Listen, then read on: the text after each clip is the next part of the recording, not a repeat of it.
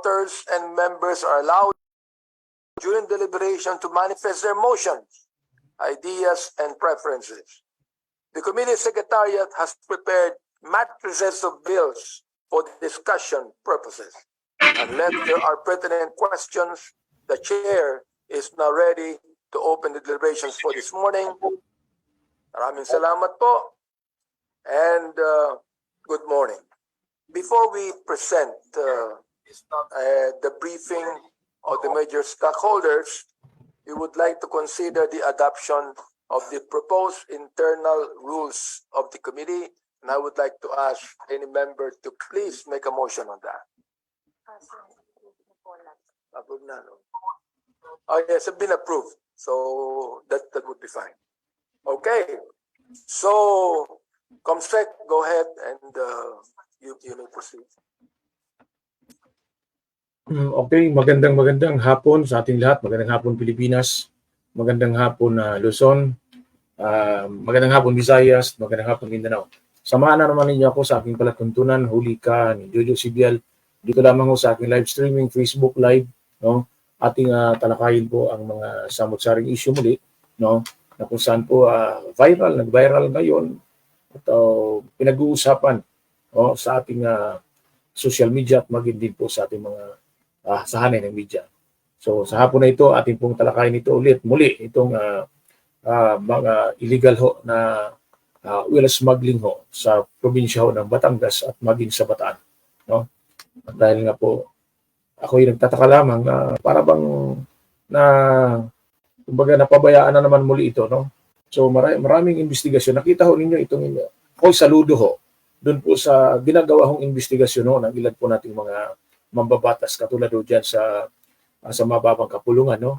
Yung pong pagdinig sa pangunguna ho ni Congressman Barbers, ganon din ho kay Congressman Abante, at maging ho dito sa Senado, si Senadora Risa Hontiveros, kasama po si Senador Win Gatchalian, para ho talakayin nila ito pong problema ho sa pugo sa ating bansa.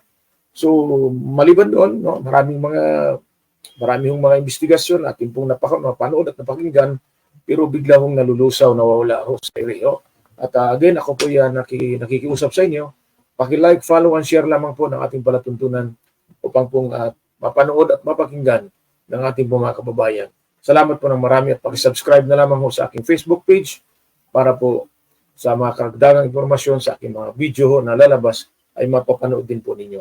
Okay, magandang hapon muli bansang Pilipinas, at magandang hapon ho sa ating mga kababayang OFW na saan man kayo naroroon ngayon. Okay, magandang hapon po sa aking kasamahan. Alvin Umandam Taata is watching. Magandang hapon sa iyo. Ito ho, manawagan lamang ho ako dito po sa ating pong mga alagad ho ng batas katulad ho ng Bureau of Customs, no? Ang Philippine Coast Guard at Philippine Port Authority. Magandang hapon po, Kuya Joe. Salamat sa inyo.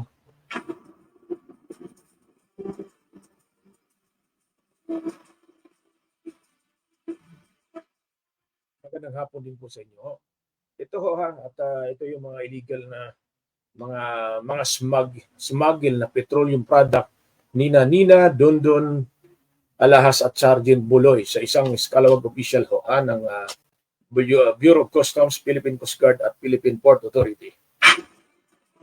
Atin po iparating ito, totoo ba itong mga pangalan na aking binasa, no? Para po dito sa involvement dito sa oil smuggling. Pag-smuggled ho ng mga petroleum, petroleum products so dyan po sa probinsya ng Bataan at maging sa probinsya ng Batangas. Tanong ko rito, maisama ba ito sa suna po ng ating Pangulo? Ito pong oil smuggling sa bansa natin?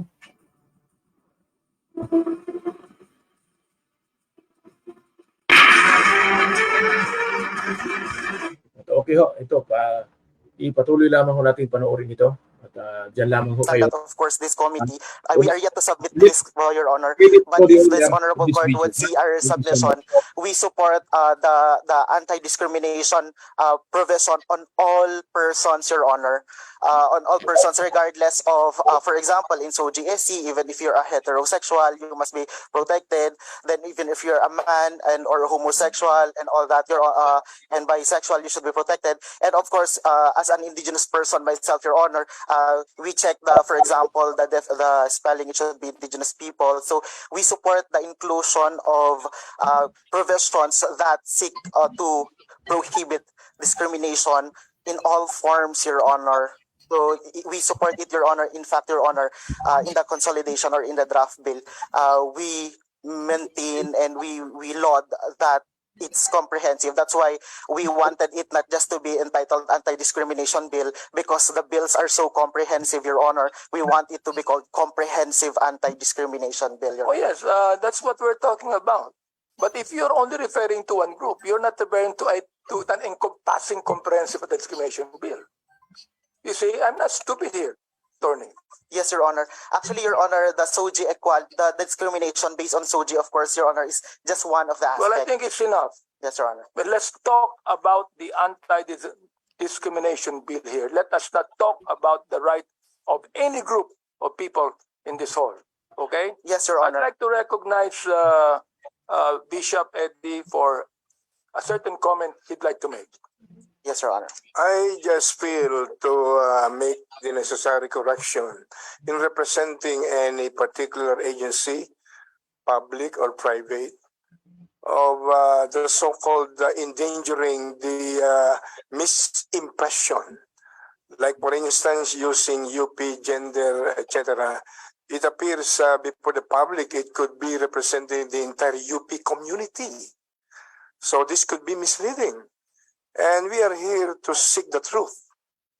As the word of God says, you will know the truth, and the truth shall set you free. So just a reminder to all concerned that we should be cautious in committing a mistake of representing the entire institution. Because one of members of our family are members of the UP community.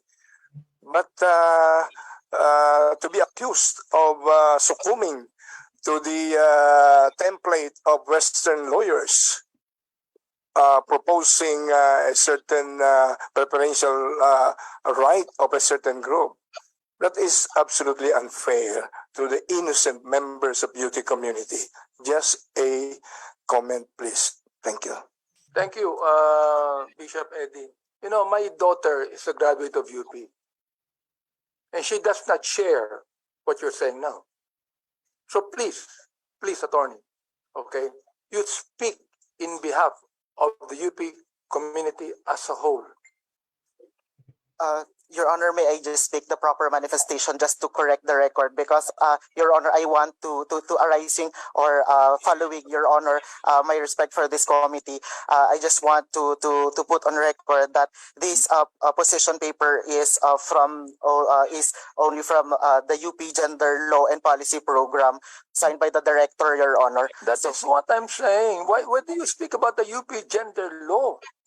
You should speak about what UP wants, not only on one aspect.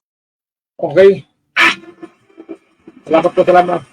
Salamat po at ating pong ipagpatuloy. Salamat ha. Ito sabi ho ni magandang hapon. Tawagan lamang ho natin si kasamang Julie Pudok, no, para ho makuha ho natin, no, ang kanya pong mga ibabalita sa hapon na ito, no. Tawagan lamang ho natin dahil kanina pa ho ito tumatawag, ha. Standby lamang ho kayo. Thank you. Maganda itong topic natin muli ngayon, ano, at hindi ho nakapagtataka na maging talamak lalo timbrado ganun din sa isang alias Sergeant Adlawan na nagpapakilalang hawak niya ang payula ng mga ito para sa Batangas PNP Provincial Office. Nakakahiya naman ho sa bagong upo ho na Provincial Director, ano? Dahil ito, nasa kabilang linya na po natin, no, si kasamang Julie Pudok para ho maghatid sa atin ng balita ho sa hapon na ito. Magandang hapon, kasamang Julie Pudok. So, alam mo, nag-utos ng ating Pangulo na si Bongbong Marcos sa modernization ng Philippine National Police para magkaroon ng modernization. Kasi nga gulo po yung tinatawag na police kalawag job. Yung mga police na nai-involve sa iba't ibang kaso. At ang karamihan pa nai-involve dito pa na yung mga may rango. Tulad ngayon ay talagang pinagbibigyan ng Pangulo na ma-modernize to at pinagputo siya sa PNP o mga PNP, no? Yung organisasyon ng PNP, lalo sa pangunguna ng PNP, pa Marvin. Na sana ay disiplina. Kailangan yung para madisiplina yung mga pulis niya. Dahil alam mo, nung mga nakaraan, may na-involve sa hijacking. May na-involve sa mga yung droga. Kaya kinakabahala na ito ng Pangulo dahil imbis na gumanda ang imahe ng PNP, lalo pang lumolobo yung kanilang mga kaso. Katulad lang yung nangyari doon sa yung isang Israel na namatay na kasama ni Vice President na kanyang fiancé, si Jennifer Lopez, mula sa buwan ang ibon dito, dalawang awol na PNP, no?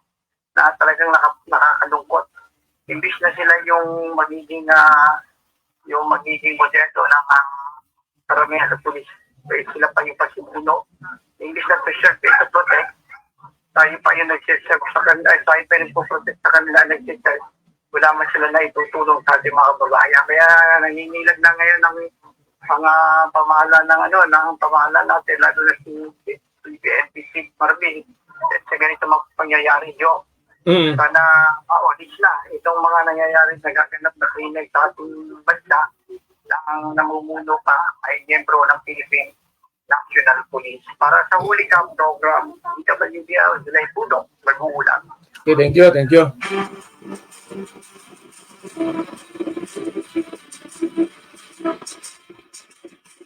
All aspects of Ay, salamat. Salamat kasamang Julie Pudok. Magandang hapon din ho sa aking hipag. Emily Awitan is watching. Thank you. At ang aming pong publisher, producer ho, Marilyn Gubulio ng Kanaya, Huli Kadjaryo. Okay, balik lamang ho tayo dito. Kanina ho, binanggit ho ni kasamang Julie Pudok na nanawagan ho ang mismo ang Pangulong Bongbong Marcos Jr., no?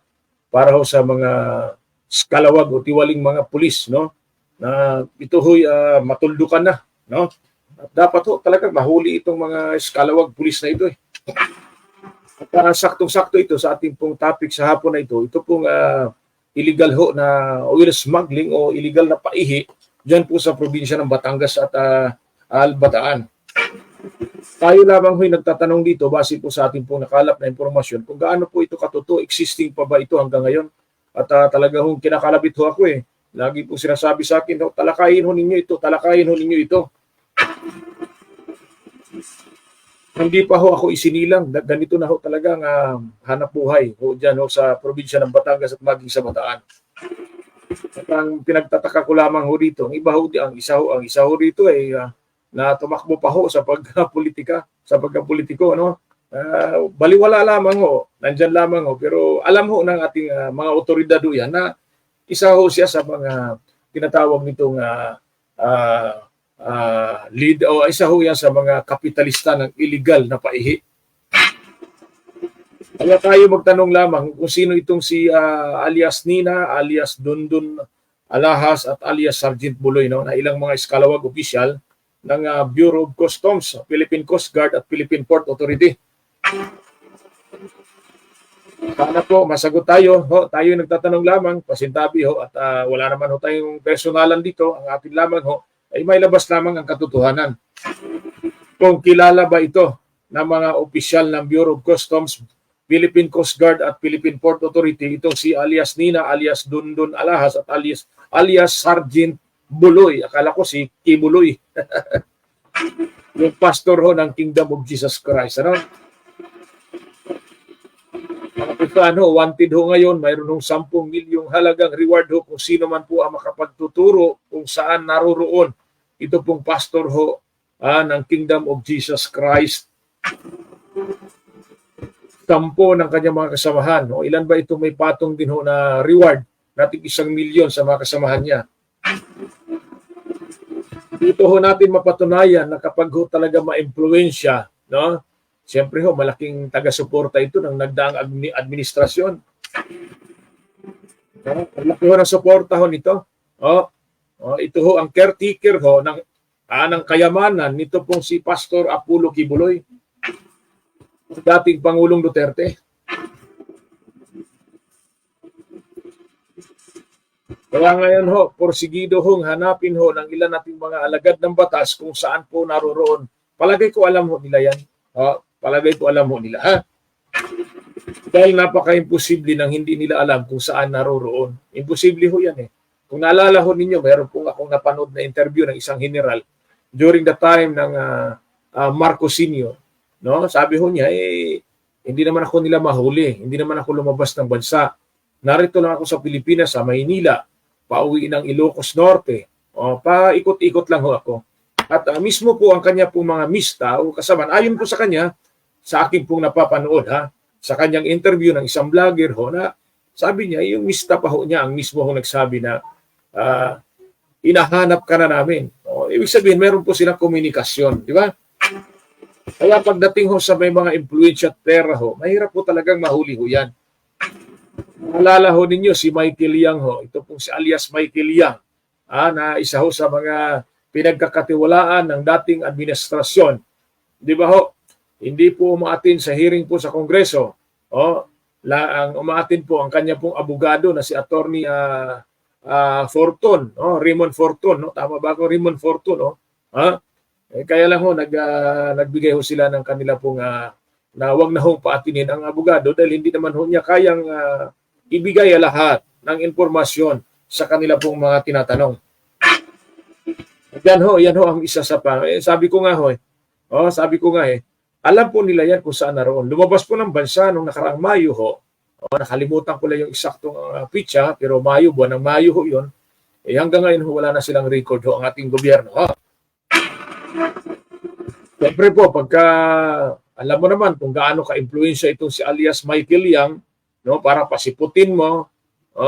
Kasi alam ho niya, tiyak ho, kapag siya sumipot ho dyan sa Kongreso upang humarap, tiyak ho, baka siya ay magkamali ng kanyang mga sinasagot o isasagot, makukulong ho siya, makontempt ho siya, makulong ho. Kaya kabisado na ho nila eh. Nakita na ho nila kung ano ang kahinatnan ng nasabing investigasyon. Yan po ang wala po sa kakayahan. No? Pasensya na po Ang ating mga mababatas ngayon, iba nung panahon. Kayang-kaya ho nilang kapain kung nasaan po. Yung mga taong hinahanap po ng ating batas. Bagamat investigasyon pa lamang ito, no? Talagang dapat itong magpakitang gilas ang ating mga otoridad. Kasi malaking sampal po ito para ho sa mga kababayan natin na nasa ibang bansa at maging mga foreign visitor ho natin na bumibisita sa bansa natin na ganito pala sa Pilipinas. Ang mga wanted ho rito hindi kayang hulihin. Minsan nga ho natatakasan ho tayo Minsan ho narito lamang sa Pilipinas pero hindi ho nila matukoy-tukoy, hindi po nila alam kung saan naroroon. Samantalang nariyan at alam po nila yan kung nasaan.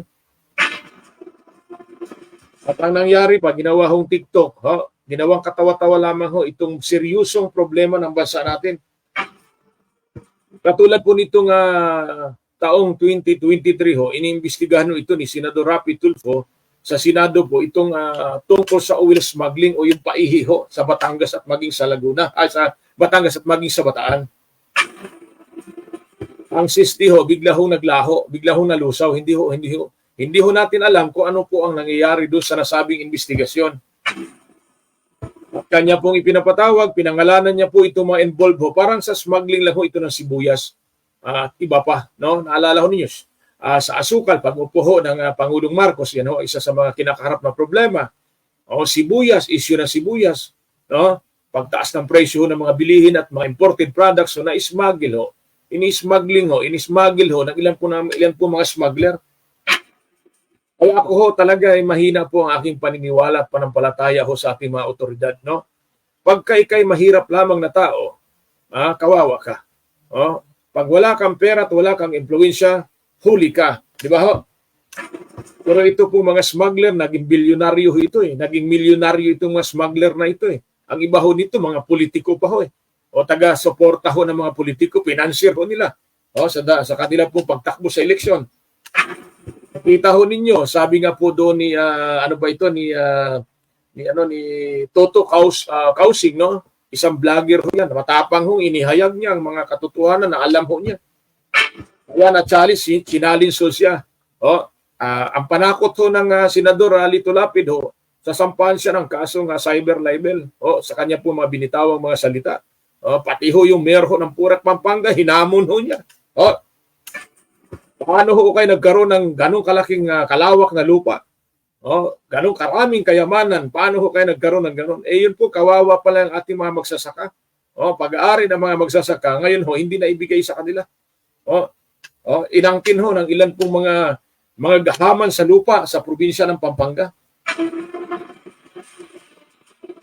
Biruin ho ninyo, mantakin ho ninyo yan, ha? At nakita ho ninyo, bilyonis po ang pinag-usapan ho rito sa Pugo. Ganon din ho itong oil smuggling ho ito. Kung titingnan mo ho, pilit ho inaayos ng ating gobyerno kung sino mang administrasyon nakaupo na makakuha tayo ng mataas na buwis. Ito pong usaping petroleum.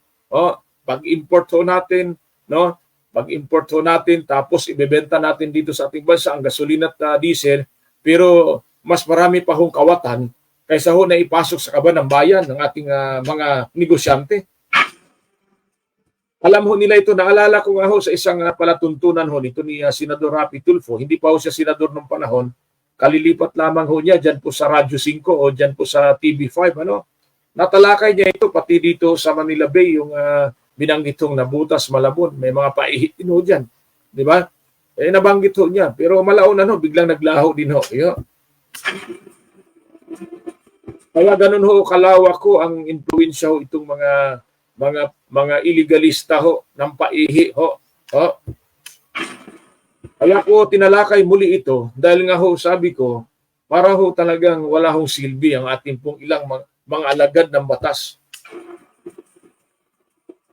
Katulad ho nitong Philippine Coast Guard. Nakita naman ho natin kung gaano kahirap ang kanilang pagsakripisyo para protektahan ang ating pong soberenya ho, ang ating karagatan laban ho sa mga mananakop na mga mga Chinese, no?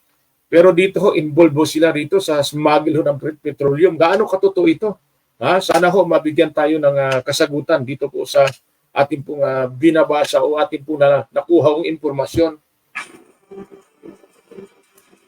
At ito nga ho, kabilang ho dito, ito ho si Dondon Alahas. Sino ba itong si Dondon Alahas? Sa siyam na oil smugglers. Ibig sabihin ho, itong ating tinatalakay, ating pinag-uusapan ho, ay talaga hong may koneksyon ito at may katuturan nito at katotohanan. Dapat ho talagang matuldukan, maaksyonan ng ating gobyerno. Ito ho, pinatawag ho ito sa isa sa mga oil smugglers ho, itong si Dondon Alahas na pinangalanan ho sa Senate Inquiry. Nasaan na kaya itong mga taong ito? Senador Idol Rapi Tulfo, ano ho nangyari dito sa nasabing investigasyon ng iyo pong committee? Na maganda naman po ang resulta na magkaroon po ng investigasyon sa Senado at maging sa Kongreso. Pero ang akin lamang hong pakiusap ho ay wag hong tigilan hanggat hindi ho magkaroon ho ng solusyon o maipakulong po ito ma-involve po sa mga illegal. Katulad ho niyan yung issue sa Pugo. Pugo, kailangan hong ipatigil, maging legal man o illegal. Sabi po ng ilan po mga mambabatas dyan sa Senado. Siyempre, mas marami hong ayaw na ipatigil dahil malaki daw ho ang naitulong para sa ating gobyerno. Malamang ho, itong mga ayaw ho, itong mga gusto hong ipagpatuloy ang Pugo, malamang nakikinabang ito. Nagtatanong lamang ho ako. Kasi nakita naman ho natin kaliwat kanan, isipin ho ninyo, ang iba hong mga politiko, mga mayor ho, at iba po mga mataas na opisyal, maganda ho kung ako ho sa inyo, panoorin po ninyo itong si vlogger ho, na si Toto Kausing. Napakaganda ng kanyang mga binibitawan, na mga impormasyon.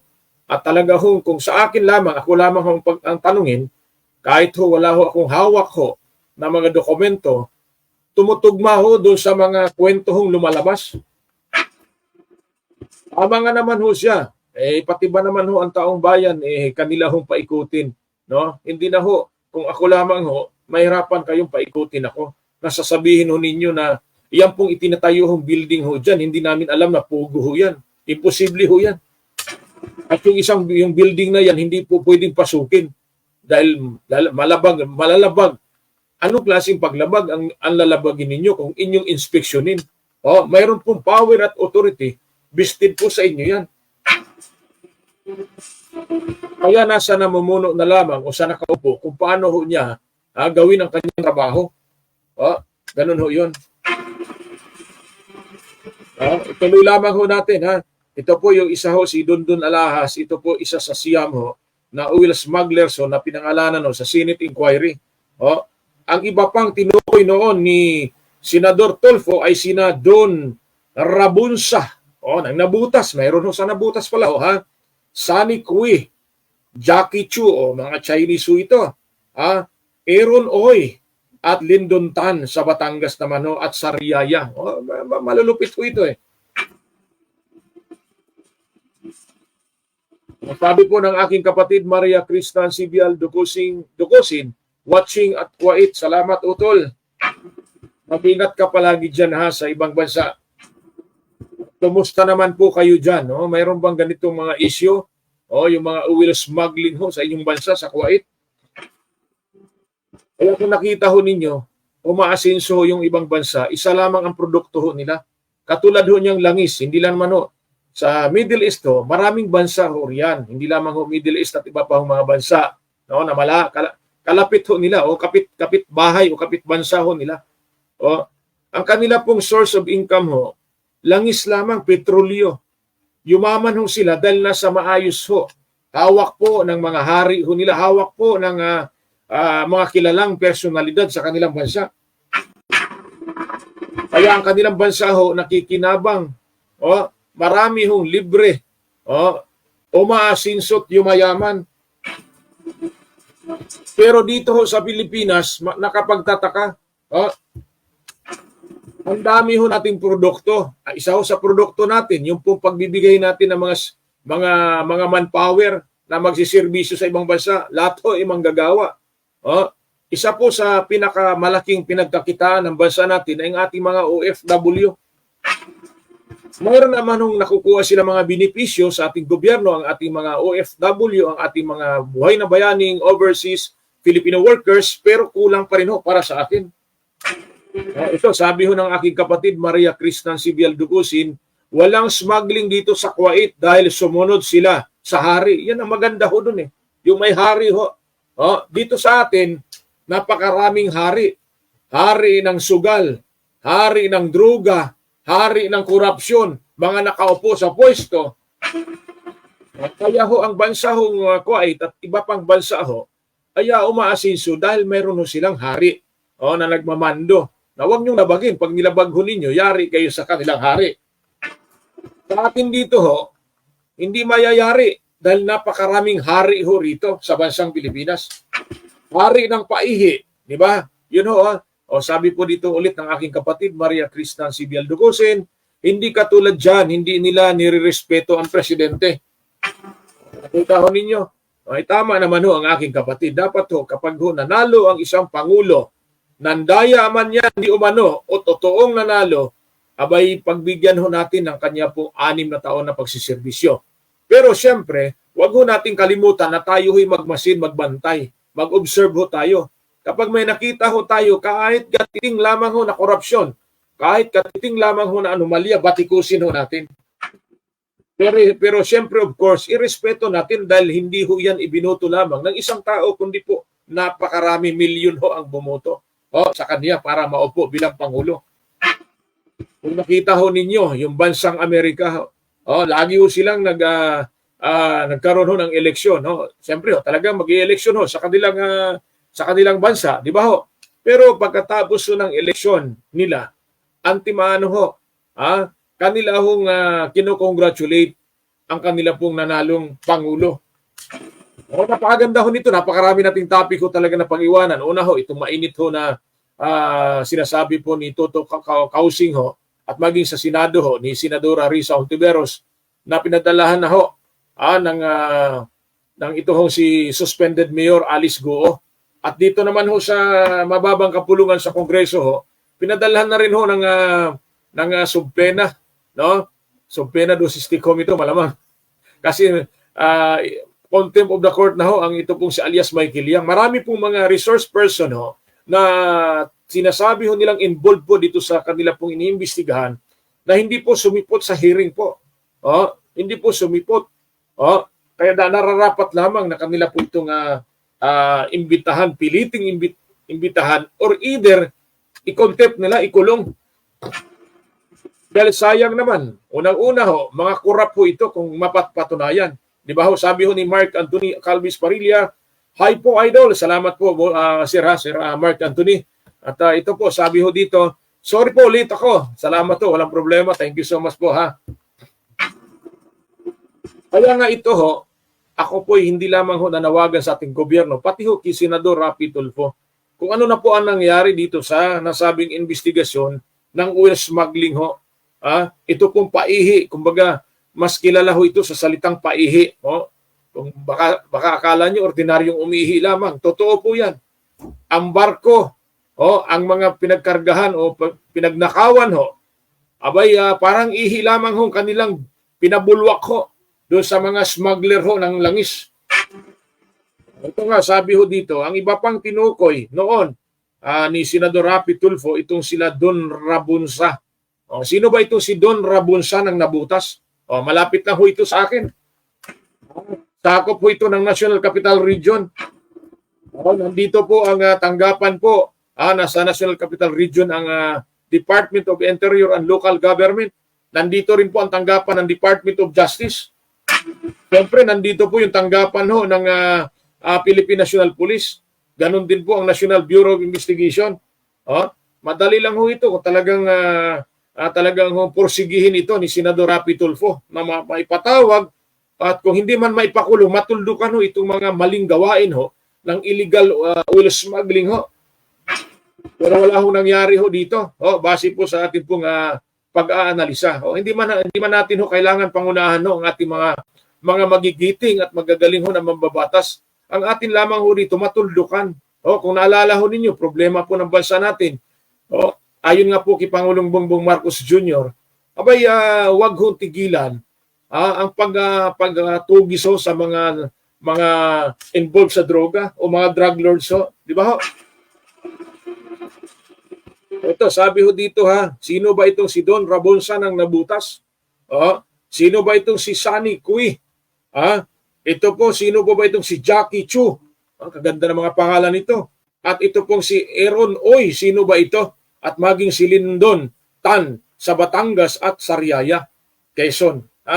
Si Alex Chua naman, Bogs Biulago at Jong Magundadato sa Maribeles, Bataan. Ito Maribeles at Bataan, probinsya ng Bataan.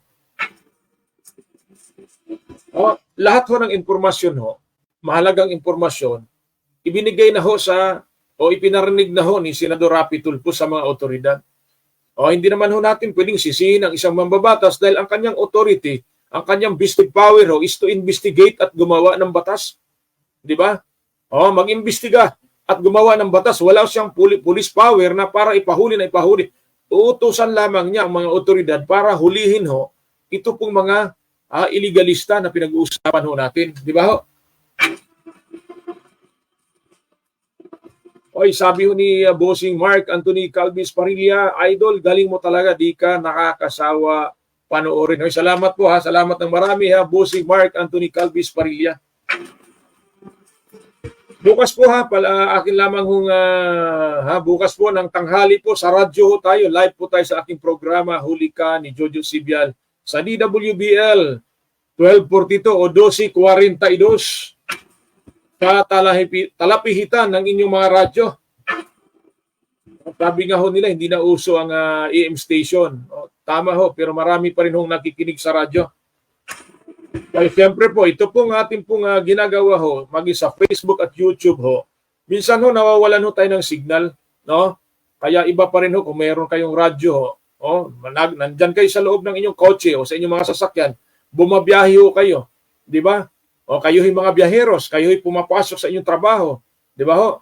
Abay, makinig ho kayo o sa iba't ibang istasyon ho. Sabi, halimbawa ho, hindi ho sa aking programa, kahit ho kanino, para ho kayo ma-refresh, ma-enlight ho kayo, malaman ninyo kung ano ang mga katotohanan sa likod po ng mga nangyayari sa ating bansa.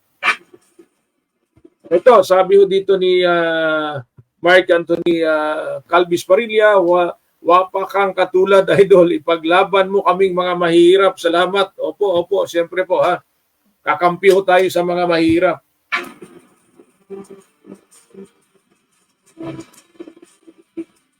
Salamat po ng marami sa inyo, sa mga nakatutok, sa mga nag-share po. Thank you so much ho ha. Para ho atin po itong palaganapin ang ating palatuntunan. Ipakita ho natin sa madlang people ho na ang ating pong tinatalakay dito ay totoong mga nangyayari ito sa ating kapaligiran.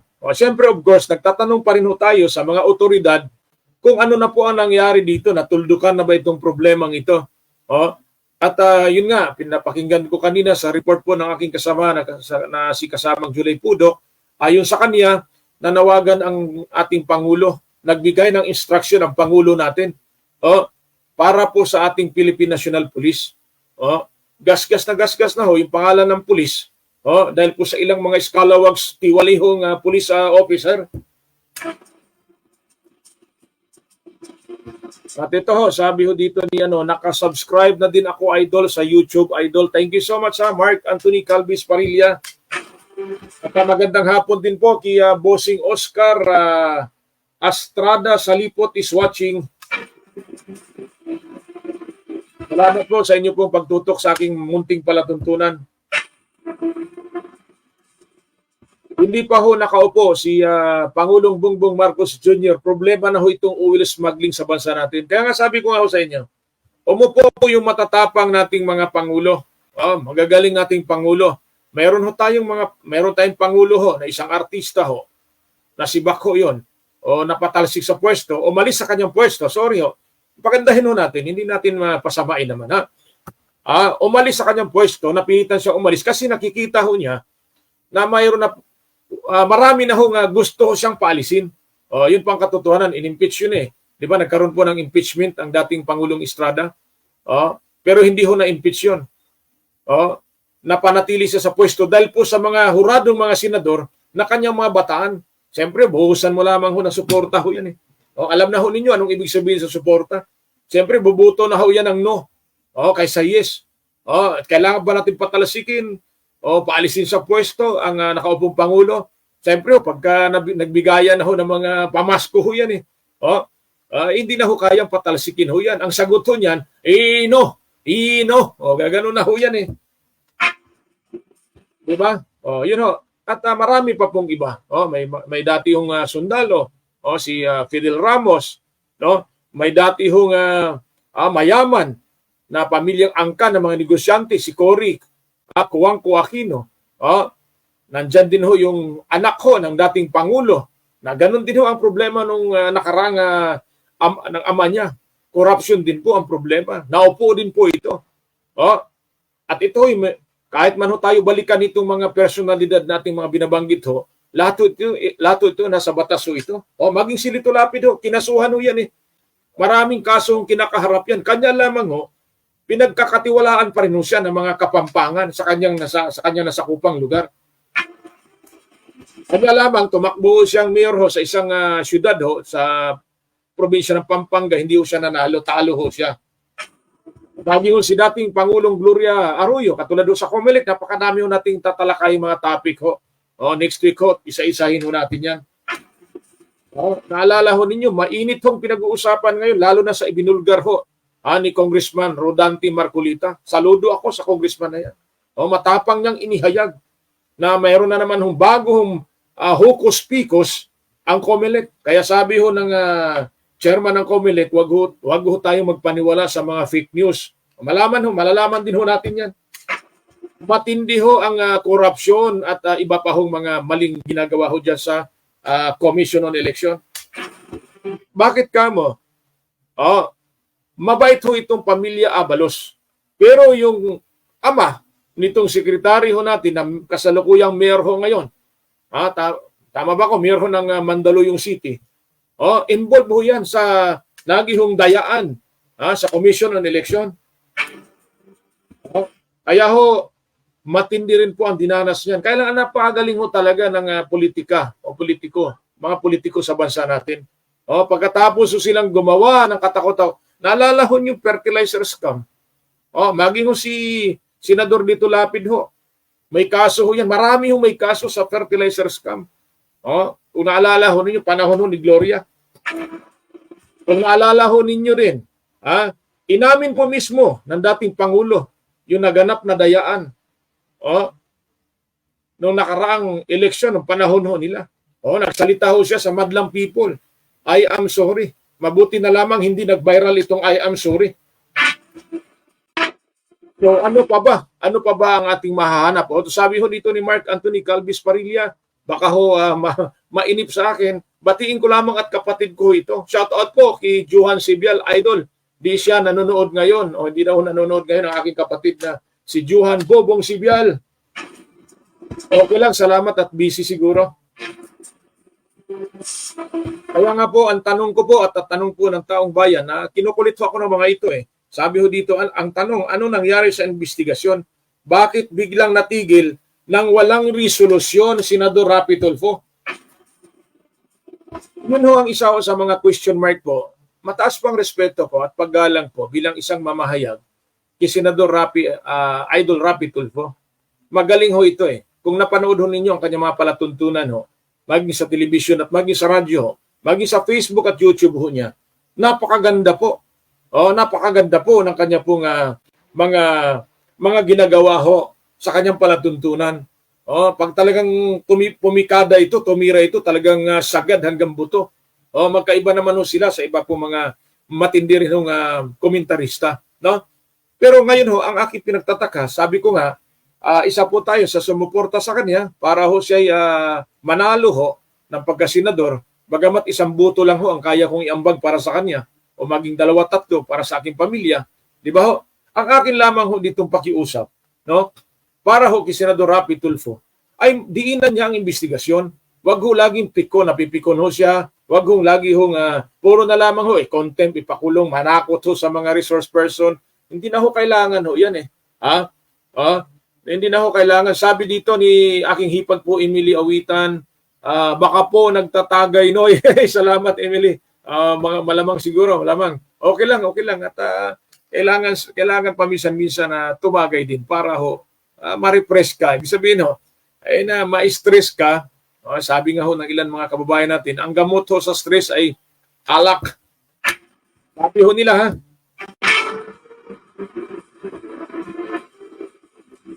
Tumawa po yung aking kapatid, Maria Cristan Sibial Ducosin. Sabi niya, thank you. Kaya nga ho, para hindi ho magduda ang taong bayan, Senador Rapi Tulfo, ay ipagpatuloy mo ang investigasyon. Sabi ko nga ala naman kung marami umaayaw kay Senadora Risa Hontiveros, dahil sabi ho nila, dilawan. Walang alam. Marami po ang bumabati ko sa kanya.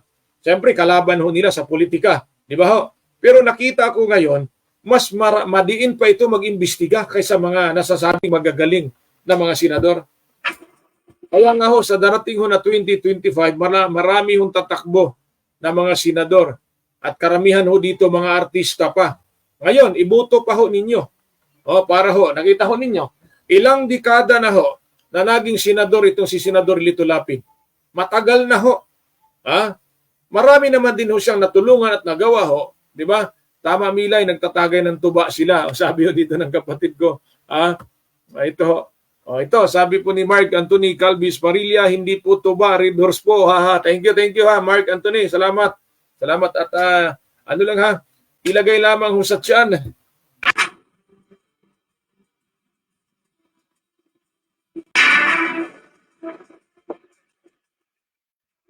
Ito, basahin natin yung comment ho ni ni Mark Anthony Calvis Parilla, hindi ikaw talaga Ate Emily, papasok na si Kuya Bong. O yung utol ko papasok na raw. Ingat, utol. Kasi dapat kapag ikaw ay nagpa-imbestiga ng isang bagay, isang problema sa ating bansa, dapat talaga merong resolusyon at magtuloy-tuloy ito. Baka isang araw, Senador Rapi Tulfo, mismo mong mga kabaro diyan sa Senado, baka mahalata ka. Baka ikay balikan nila. Nakita naman natin kung gaano kakatapang. Pero matapang din silang sinagot ka. Matapang din silang kumontra sa iyo. Kumbaga sa radio program mo o sa TV program mo, ikaw ang hari. Pagdating mo sa Senado, lahat kayo mga hari diyan. At kung nakikita at napapansin ninyo, karamihan riyan ay dating mga nakakulong, dating may mga kaso. Sabihin na natin na absuelto sila. Sabihin na natin na patawad sila. Sabihin natin nagkaroon na sila ng parol o pardon. Sabihin na natin lahat na klase. Sabihin na natin. Wala namang masama ang tao na magbagong buhay at magbigay ng tulong sa ating mga kababayan. Pero tingnan naman natin ang sitwasyon. Ano po ba ang pwede nilang maiambag sa kanilang trabaho bilang isang senador o mambabatas, di ba? Kung nakita ninyo si Congressman Richard Gomez artista din ito. Pero akin pong pinapanood ang mga ilan po na investigasyon ng Kongreso at pinapanood at pinapakinggan ko po ang kanya po mga katanungan, ang kanyang presentation sa kanila pong inquiry ng Kongreso. At doon ko po nakita at napatunayan, sabihin natin na siguro hindi na kasi bagito ito dahil naging mayor ito ng Ormoc City, ng Leyte pero magaling din siya mag-deliver Maging si Dan Fernandez, isang artista din ito. Di ba Pero ang galing nilang maghimay-himay ng mga katanungan dyan sa kanilang sinabi in aid of legislation.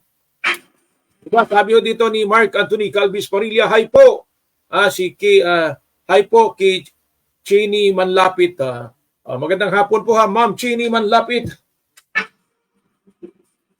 Yun ang ibig ko sabihin. Di ba kapag kayo ay magkaroon po ng isang investigasyon, nakita ninyo, madiin po yan. Kailangan talagang ilabas ang katotohanan. Hindi para bang tumikim ka lamang, pagkatapos mo matikman, masarap man o hindi, bigla mong iniwanan.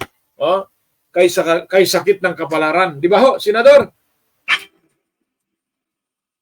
Kaya nga sabi dito, ang tanong, anong nangyari sa nasabing investigasyon? Bakit biglang natigil nang walang resolusyon? Baka hindi alam siguro ni Senador Rapi Tulfo na kailangan pala ng resolusyon. Kaya tuloy, duda ang ilang mga non-government organization. Ito kasi mga non-government organization. Ito yung katuwang ng ating gobyerno. Wala silang sweldo rito. Hindi sila binabayaran ng gobyerno natin para trabahuin. Di ba hindi yan hindi sila binayaran. Kundi po personal nila mga pera yan. Nagbuo sila ng grupo. Ang tawag po sa kanila grupo nila, non-government organization. Gusto lamang nila makaambag at makatulong sa ating gobyerno para malaman ang katotohanan. Isa rin sila sa mga nag-research ng problema ng itong oil smuggling. Isa rin sila sa mga malaking naiambag sa nasabing investigasyon. Pero malaunan nagulantang sila. Hindi sila makapaniwala na bigla na lamang naglaho at nalusaw ang nasabing investigasyon. Ano kaya ang meron dito, Senador Rapi Tulfo? Ito pong sa mga oil smuggler. Ito pong sa sinasabi ninyong paihi. Meron bang kinahinatngan? May katuturan bang inyong investigasyon? Kaya lamang tayo nagtanong Senador Idol Rapi Tulfo dahil natuwa tayo. Sa tagal ng panahon na binabatikos ito ng ilang mga mamahayag sa hanay ng media, radyo, dyaryo, telebisyon, kasama na ang mga online news. Nagkaroon ng investigasyon sa Senado. Kaya tuwang-tuwa kami. Nagtaka lamang kami, ngayon ko biglang nabuksan ito. O ano nga palang nangyari doon? Mabuti na lamang, may ilang mga hanay ng media na ating pong nabasa ang kanila pong mga kulom sa kanilang pahayagan. Diba kaya maswerte ako? Dahil nabasa ko ulit ito. Kaya naging topic ko dahil matagal na ito sa akin. Kinakalabit ako nito ng ilan nating mga kababayan na itapik mo minsan itong problema ng paihi sa probinsya ng Batangas at Bataan. Pero sa totoo lamang ho, isa ho sa pinakamatigas ho talaga pagdating sa illegal. Ang probinsya ng Batangas. Marami na hong umupo na provincial director dyan ng pulis ho, hindi ho talaga umubra. Nachuchupi ho sila. Kaya ang kailangan ilagay ho dyan ng provincial director, yung bang kayang-kaya ho nilang paikutin at hawakan ho sa liig. Ewan ko lang ngayon sa bagong upo. Masubukan natin itong bagong upo na si Colonel, ano ba ang apelido nito? Jacinto, ano ba ito? Nakalimutan ko yung pangalan nito, ha? Nakalimutan ko, pasensya na po, ha? Ito, titingnan natin para makita ho natin yan. Di ba? Ito, makita natin Ano ba pangalan nito? Ito ha. Ito si bagong provincial director, Jacinto Jack Malinaw. Ewan ko lang kung kaya ho nila itong hawakan sa liig at paikot-ikutin. Itong si Colonel, Provincial Director ng Batangas, Provincial Police Office. Itong si Colonel Jack, Jacinto Jack Malinaw. Ganda ng pangalan, Jack. Magandang hapon sa iyo, sir. Salamat po ng marami, sir. At natutuwa ako sa pagsibak po ng ilan pong mga hepe ho ng kapulisan sa lalawigan ng Batangas. Sana, sir, makumbinsi mo kami. Makontento kami sa iyong pong mga performance dyan sa probinsya ng Batangas. Kumbaga ho, wala ho tayong kinikilingan, wala ho tayong papanigan. Pag sinabi ho illegal ho. Baka mamaya sabihin nila, bakit nyo pinakialaman yan? Hayaan na ninyo yan. Naalala ko sa isang hepe ho ng isang puliso sa probinsya ng Bulacan. Nilapit ho namin ang problema ho, bigla ho nagbago ho ang ihip ng hangin ng isang hepe ng pulis. Hayaan na ninyo yan. Diversion lamang ho yan ng ilan po nating mga kababayan. Hindi sabihin ho ninyo sa ating pong konstitusyon, hayaan na ninyo yan. Alisin na ninyo ang batas dyan. Tanggalin na ninyo para maging free na tayong lahat. Para itong parang itong pulis na ito, pulis ho talaga kasi naalala ko tuloy yung sinabi po ni Senador Ronald Bato de la Rosa. Wag mo na hulihin, wag niyo hulihin yan. Ano yan mga mahihirap lang ho yan. Kawawa naman. Mga naghanap buhay. Nakita mo? Yun ho ang mga rason ho nitong mga pulpul na naging pulis pasintabi po sa mga matatalino at magagaling na pulis.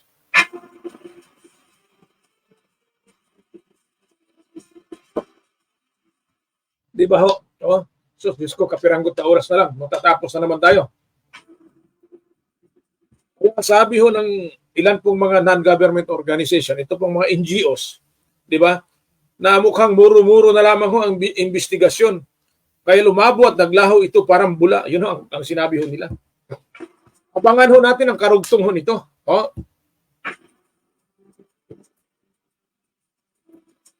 At hindi ho natin titigilan itong mga illegal ho dyan ho sa probinsya ng Batangas.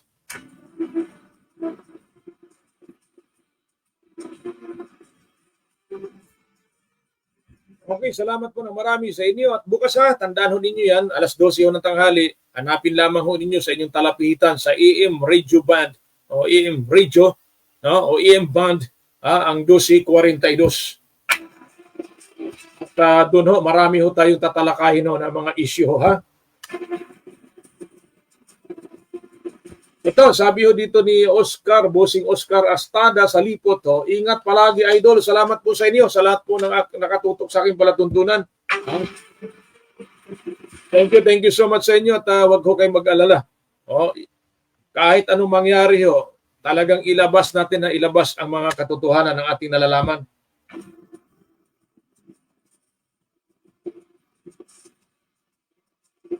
Kaya nga paulit-ulit kong sinasabi kapag ikay naging provincial director ng pulis sa probinsya ng Batangas, napakaswerte mo. Yan po ang sinasabi po ng ilan kong mga kaibigan na ang probinsya ng Batangas ay yan po ay parang Saudi Arabia, ibig sabihin mayaman sa ginto at langis. Pero hindi po literal na langis at ginto ang sinasabi ko, kundi mayaman po sa illegal ang probinsya ng Batangas. Kaya kung nakita ho ninyo, maging droga nun. Mayroon pa nga doon na dati yung governor involved sa drugs kung naalala ho ninyo. Wag na ho natin pangalanan. Basta at least alam na ho ninyo yan. Kaya maswerte din ang maging governor ho dyan sa probinsya ng Batangas. Isipin ho ninyo, nandyan po ang paihi na pinakamalaki Nandyan po ang droga, bagsakan ng droga. Ay nakita ho ninyo. Ay kung magalit ho sila sa atin, anong nangyari sa Alitagtag? Ilang kilong shabu ang na-intercept po dyan. Ha? Nandyan po ang pinakamalawak at pinakamalaki yung illegal gambling ho. Ha? Nandyan yung drugs, di ba? Paihi, drugs, illegal gambling. Ha? Nandyan na ho yung lahat ho ng mga pagbibinta ng aliw. Ispakol, sauna, massage, tawag dito, mga bar, mga beer house ho. Nandyan na ho. At nung naalala ho ninyo, naimbestigahan din ho regarding ho sa ito pong mga tawag nito, mga smuggle ho, na mga baril ho dyan. Kompleto Ricardo ho yan eh.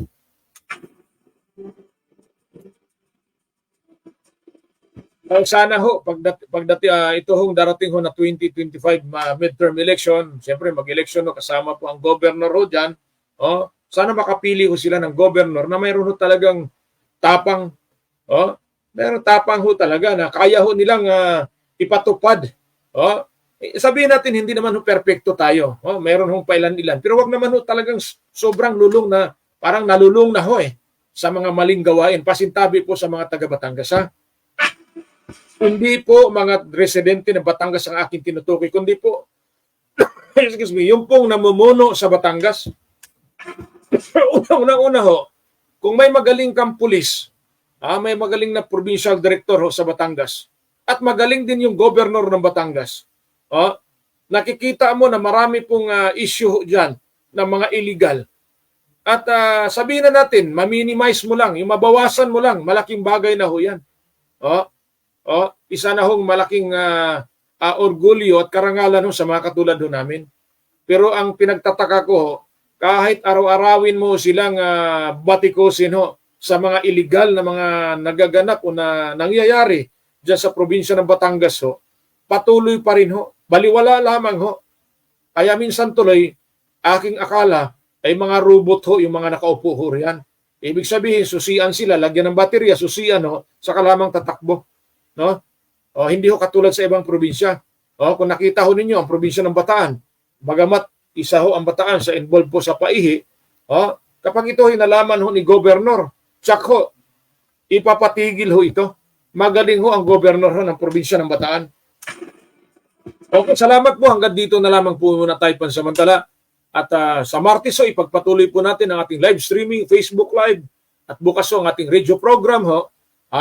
Salamat po sa inyong pagtutok, pag-share, pag-subscribe, pag-comment ho ninyo, sa mga comment ho ninyo, sa inyong po mga like. Walang problema sa akin kahit ayaw ninyo o pabor kayo sa aking tinatalakay. Thank you so much sa inyo at hanggang dito na lamang po muna tayo pansamantala. Isang mapagpalat magandang hapon sa inyong lahat. Happy weekend po sa lahat ho ng mga manggagawa. At ingat po tayo ha. Diyos mabalos at mabuhay ang masang Pilipino. Daghang salamat sa inyong tanan. God is good all the time. To God be the highest glory. God bless. Adios amigos. Salamat.